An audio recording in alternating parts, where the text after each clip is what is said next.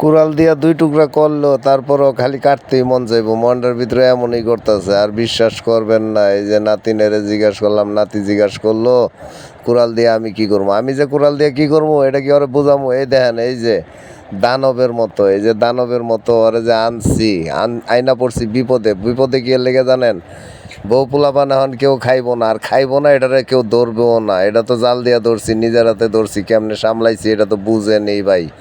লাস্টে অনেক কষ্ট করে কাইটাই দেন, নিজেই কষ্ট করে এই যে বাইসা বইসা গইসা তারপরে পাক করতে দিছি, পাকও করবো না, বিপদে পড়ছি ভাই। বয়স হলে এই কামটাই করে, বুঝছেন? ঘরের ভিতরে আর কোনো সুখ পাওয়া যায় না।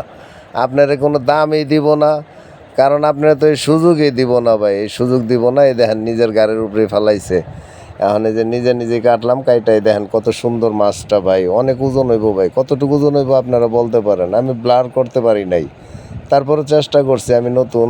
এই দেখেন কি কষ্টটা যে করতেছে। তারপরে এই যে এখনও জতা গরম পানি দিলাম, গরম পানি দিয়ে ওয়াশ করলাম ভালো করে, তারপরে আবার এই যে বাগার টাগার বসাইলাম।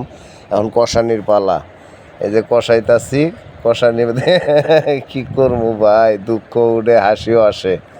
অবশেষে কি করবো, এই যে খাওয়ার পালা। আর খাওয়াটা যে ভাই দেখছেন কত লোভনীয় কালারটা হয়েছে। খাওয়াটা যে ভাই আমার কাছে কতটা স্বাদ লাগছে আপনার বোঝানো যাবে না। বিসমিল্লাহ।